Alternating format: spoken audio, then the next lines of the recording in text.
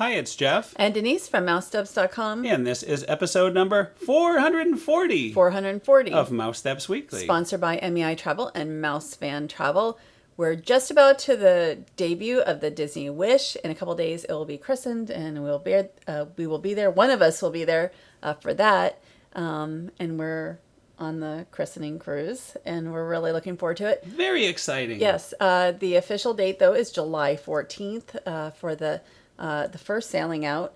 And we'll see Becky. Yeah, we'll see Becky, yes. MEI Travel. But check MEI and Mouse Fan Travel out. They can help you get that Disney Wish trip booked. So we're going to start off at the Magic Kingdom. This was yesterday. It's Disney's Adventure Friends Cavalcade, which we have seen before and love. It's a great cavalcade. But today there's a new addition. Yesterday there was a new edition. Yeah, yes, that's correct. Yesterday. And you can see how dark it is. Like, it started a few minutes early, I guess, because the rain was just about to come. They are smart. They timed it perfect because when it ended, less than 2 minutes after it ended, the rain came. So good job.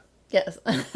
So new to the Disney Adventure Friends Cavalcade is Mirabel from Encanto. And right now we're looking at Princess Elena and Moana, and there's about 30 characters in this. Well, here's the first change, though. You have Nick and Judy, which have been moved from the float you're about to see. They've actually swapped places with Moana and Pocahontas because, as you can see, there is Moana, Pocahontas, and Mirabel. Perfect fit. Mm-hmm. And, well, I wouldn't even have realized that, so I didn't remember that. There's just so many characters here. Except for one.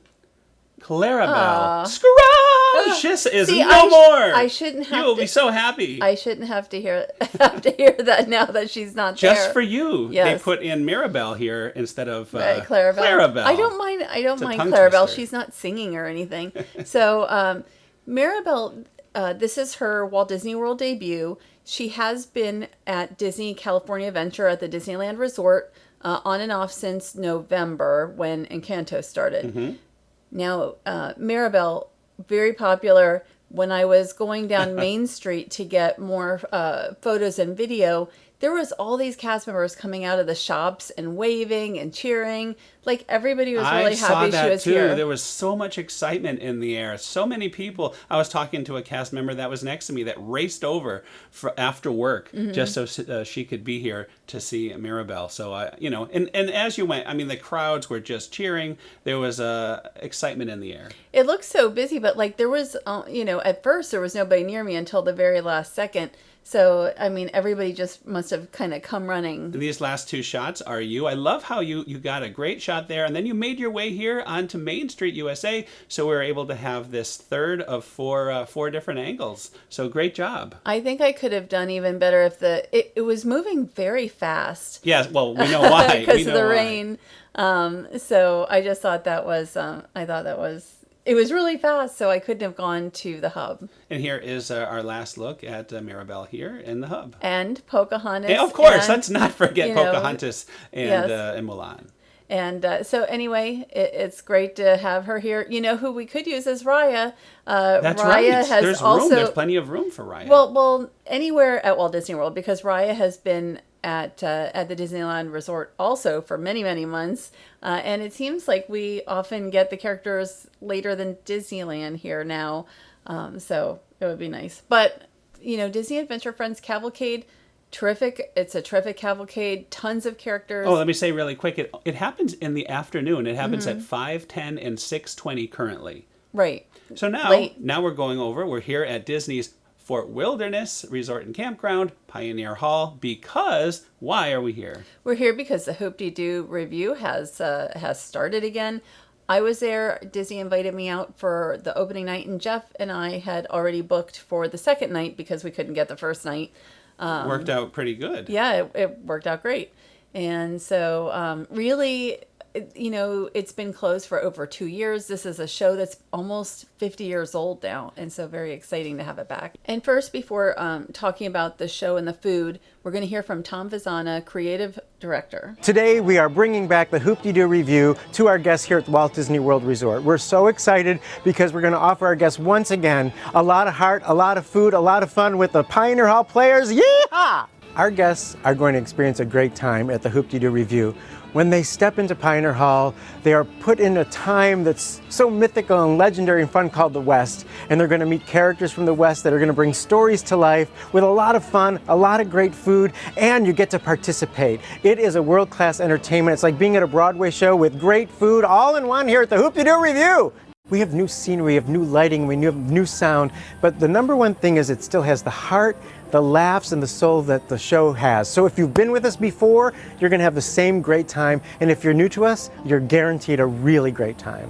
And then actually the families become part of the show. They're actively participating in the show. And what I love to do is I like to watch the end when the families are sitting there and they all have a washboard and they're all playing along, part of the band with this amazing show we call the Hoop-Dee-Doo Revue. My role is the creative director for the Hoop-Dee-Doo Revue, but what that really means is I get to be a small part of a really large team that has come together to bring back the Hoop-Dee-Doo Revue for our guests here at the Walt Disney World Resort. I get to work with our audio techs, our stage managers, our show directors, our show writers, and our performers, and our servers to bring back a rowdy, fun, family, great time. I'm so excited to be part of this team. So now we're going to talk about those 2 evenings when we did the Hoop-Dee-Doo. Well, I did the 2 evenings and you did the second. And here is a look at the menu. And we're going to compare, actually, some of the food items from the very first show that you went to and then the first show on day 2 that we attended together. And most of it, I mean, almost everything was the same. So they start out with the hoop salad, which I thought was just okay. It's kind of a lot of cheese. Yeah, see, I like cheese on my salad. I know you don't, so, you know, you can sort of move it around. There's cornbread, though. We both agree cornbread is awesome. And I actually really like the coleslaw. And that's new, creamy coleslaw. I enjoyed it both nights. So here, this is your shot here from night number 1. And you could see night number 1, they actually filled up the balcony, where night number 2, and I guess for the first few weeks, they said they weren't going to be filling up the balcony. So, and by night 4 p.m. is the time that we got seated. Right. So it's sort of like, you know, in the middle of the afternoon practically when it starts, and then it kind of goes into that evening. And here's our shot. This is our view. I think we had a very nice view. We had level 2, I guess they call it. There's 3 different levels, 1, 2, and 3, and this is the medium level, a little cheaper, and but still a great view from the side here. But I mean, I took what I could get when I could get it. Yeah, so it wasn't like I said, get. oh, should I get, 1, 2, or 3? It's like I took what the first thing I could find was. And she just rang the dinner bell there. So the most important part of the show is about to come, and they are kind of setting that up now. It is our dinner. And the show is very similar to before. There's been some minor modifications, but overall it's very similar and really just a lot of fun, and it's great to see the cast back. Now here's your shot from opening night. I see some chicken. Look at now, pay attention. Look at those beans. They look tremendous. They were really good. They were really good that night. And I see all sorts of stuff here. You have your mashed potatoes, your cornbread, drinks all around, those ribs, the chicken again. Here is night number 2, and you could see there's the ribs, there's the chicken. The lighting isn't as good, but trust me, I mean, the chicken was so juicy and tender. It was Chicken is wonderful. Always good over here. And the ribs, good. Especially when you use the barbecue sauce, very good with the ribs. They don't exactly fall off the bone. But these beans here, for some reason, they're very watery with some tomatoes added. A so lot very of tomatoes. different. Yeah, I don't know. I think I would prefer your beans from night 1. I like the beans. And I had a friend who went night 1 second show. He got no beans. There must have been a bean shortage or something. Could be. You never know these days. Mashed potatoes, excellent. The one thing they don't have that they used to have is corn. I think that's just about it. And they used to like come corn. in the buckets, too. They would slam those buckets of food. This is how we clean the napkins in between courses here. So very lively. And it really is. It's a really fun part. Very part interactive. Of the show. Very interactive still. So, and now we're going to set up probably maybe even my favorite part of all of the show. It's time for dessert. And also, the draft beer, and also there's sangria and wine that's included with the meals. And I did try all of that. I tried the red sangria, the white sangria, and a one beer. And it's the Peachy family sangria, which is a very lightweight sangria. Like I didn't even feel it at all. Right. I agree with that. Frontera Chardonnay, I don't have it in front of me, but Frontera Chardonnay and one other, and then the red. So I thought the Chardonnay was fine. But I was able to get 3 drinks. I mean, the service, once we got our initial drink, it was pretty good. Here is our dessert right here. And I think I preferred it on the second night because there was a lot more whipped cream. The whipped cream makes the shortbread. Well, and for you only me. had to share it with me. Yes. So this way you could have all you want. And here we're going to dole some out onto the plate here. Oh boy, does this look good. I'm getting hungry. They used to have the shortbread where it was almost like a whipped cream sandwich. Right, yes. right. And I preferred that. But on this day, they had plenty of strawberries and plenty of whipped cream. On the day before, that it was a little less. I think your table mates may have taken your whipped No, cream. it just wasn't quite as much in there. Oh, here's Denise playing the washboard. And I look don't at how need to- very good you have your mask on, being safe there. I try, I try. And look at this. Here, I'm going to do a washboard guitar solo, or washboard solo here. Very good. Washboard. Washboard. So, I mean, again, so similar to the Hoop-Dee-Doo from before.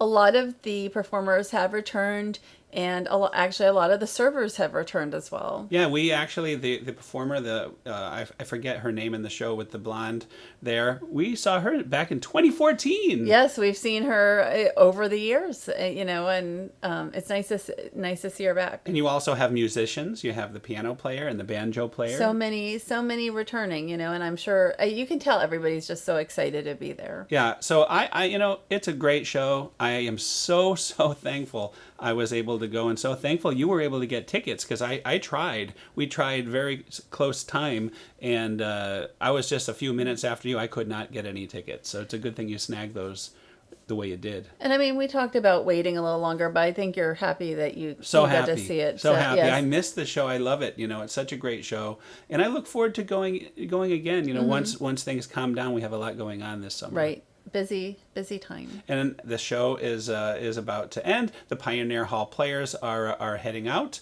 and we're going to say goodbye. So do you have any last comments about the Hoop-Dee-Doo? It's great to see it back. What else can you say? It's amazing. amazing. And also, if you do go, allow plenty of time to park and take the buses to get to Pioneer Hall. Unless you're over at, not everybody's driving. So especially if you're at like the Magic Kingdom, you can take the boat over. Right. I think that's probably going to be otherwise the easiest way to get there. It's just it's better to arrive a little early. Maybe you can go over to the horse barn. Well, that's if what we available. did. Yeah, it was so we nice did to that. see the horses. If you have the 4 p.m. show, the later it gets, that horse barn doesn't stay open that late. And our waitress offered to take our picture after, which was very nice. And I saw a lot of the other servers doing the same. So, I mean, they really did work very hard. And this is something new. They actually have a sign at the bus stop here about the Fort Wilderness Railroad, which I rode back in the 70s. I still remember it. So it was very nice to have a little history at Fort Wilderness. And look at those characters at the Fort Wilderness Railroad. That's not it, of course. And that reminds me, Chip and Dale, their sing-along, the campfire sing-along, will be back on July 6th. Everything is coming back. So much is coming back. Yes. So now I'm going to let you kind of take over. I was not in attendance for this. This was just for one of us. It was the Disney's Grand Floridian DVC Villas. Right. The resort studios were opening, and so there was, you can see Alice and Mad Hatter and White Rabbit were here to help. It looks like a very nice setup. I mean, with all the props, and you have your Alice in Wonderland characters. I mean, this was a nice little dedication. And also Walt Disney World Ambassador Ray Von Redding, and then Disney Vacation Club Vice President Bill Dirksen. And they were opening. You got the key. I like this. Instead of just a ribbon cutting, this looks a little bit more elaborate there.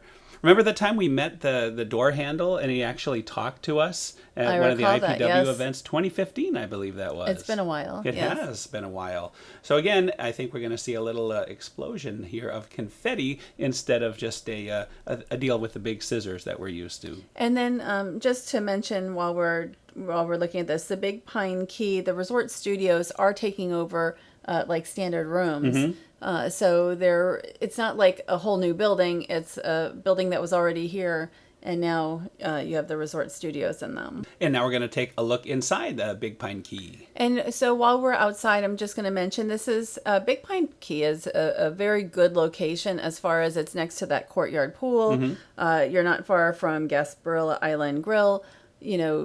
The various restaurants, the main building. You're really central. So this ends up being a really good location.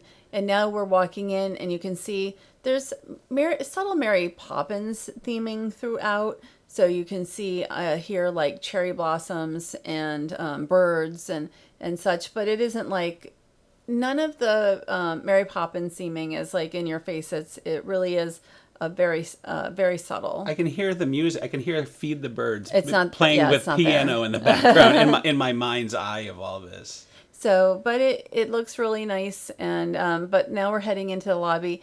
We're gonna start heading towards the right-hand side where there's going to be pictures that are Mary Poppins related. But we're just showing, I'm sure all of this is new. It's been a long time since I've been in Big Pine Key. I like this. I think this is very, very nice because I'm a fan of Mary Poppins, classic Mary Poppins anyway. So all these little details are great. I had gone into the hallway to kind of just show that. And you can see this artwork with Mary and Bert and, really just Mary Poppins. But again, even these, pretty subtle there. I looked in, what I videotaped was a studio that is one that they show to guests. It's like a preview one. So like I didn't show the door because it's kind of clear. Okay. It's not totally clear, like frosted clear. Oh, wow. Look at that. Yeah. So, again, subtle. So you can see Very nice. here. Oh, the penguins. Yes, the penguins and everything. So you can see, and, it throughout the wallpaper. This is great. Yeah. So throughout the wallpaper, the pillows, the chandelier, you can see like birds or Mary Poppins motif, and I really like it. It's a very nice room. Yeah, and this is, I mentioned Resort Studio. This is a new type of studio, I believe, for Disney's Grand Floridian. No kitchenette, that would be the disappointing part. I think you should always have a kitchenette. But there is like a beverage center over there, which I don't know if I showed yet.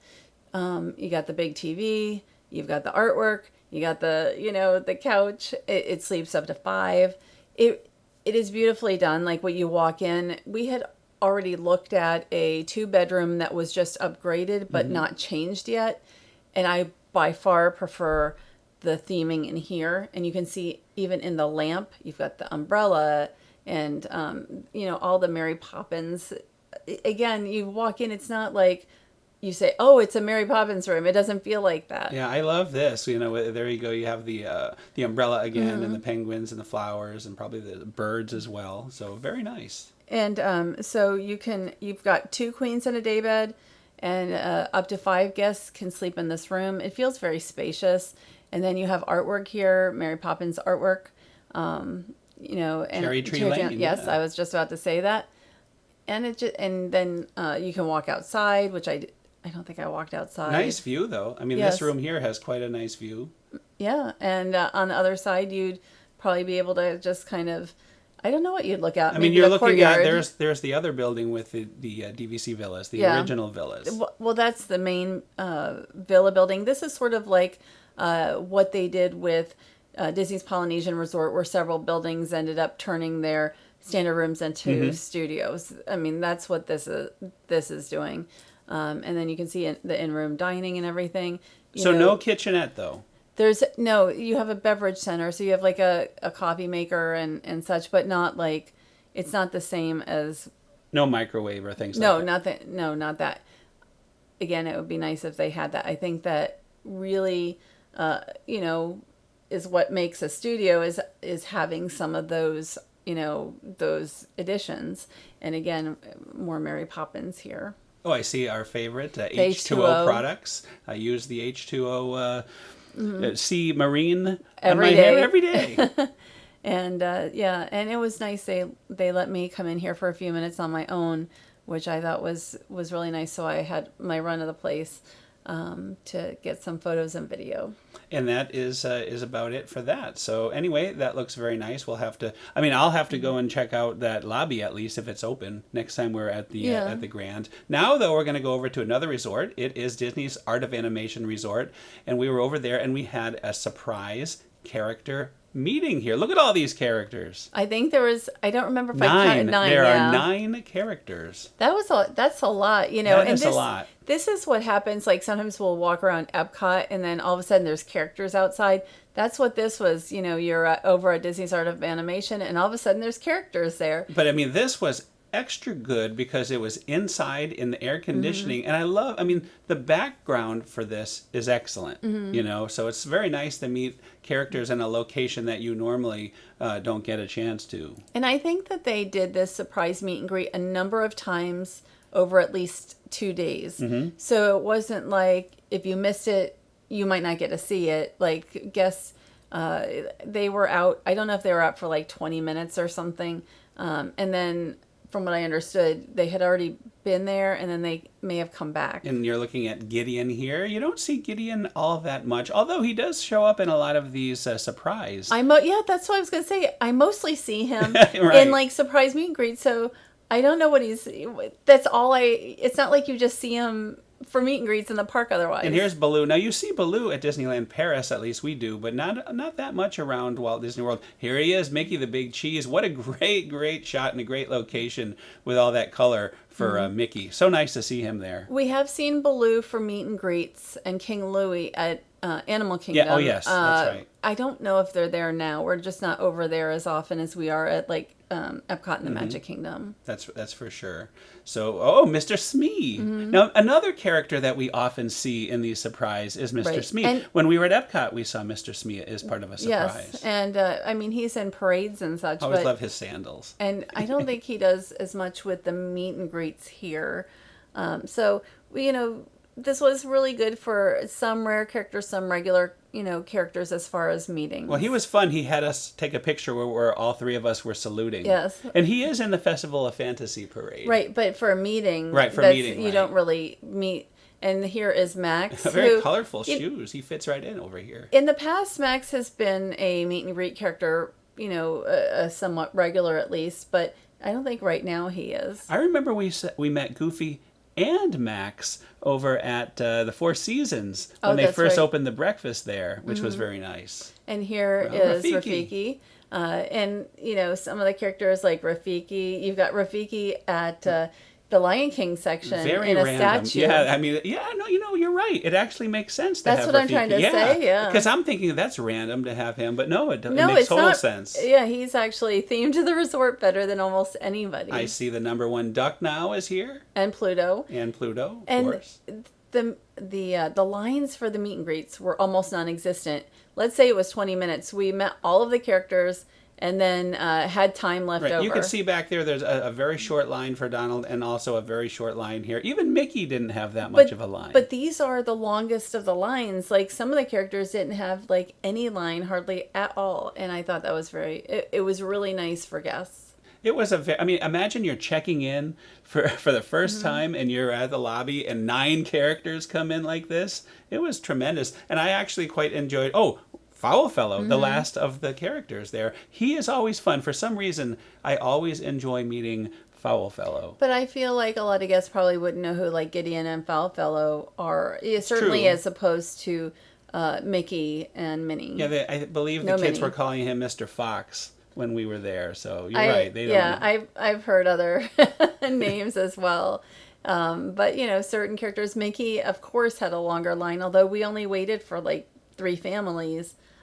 You know, it seemed like a lot of people were in the lobby, but really it wasn't that very many. You know, part of the most fun part for me was the exit. I loved watching them walk out, you know, and interact with the guests and interact with us. It was a lot of fun. What a nice surprise. I'm so glad that we were able to go and see them. It's really, you know, it's fun to have the surprise meet and greets, and certainly they're doing more of them on property. And I think that you'll find a couple characters way more often than you'll find.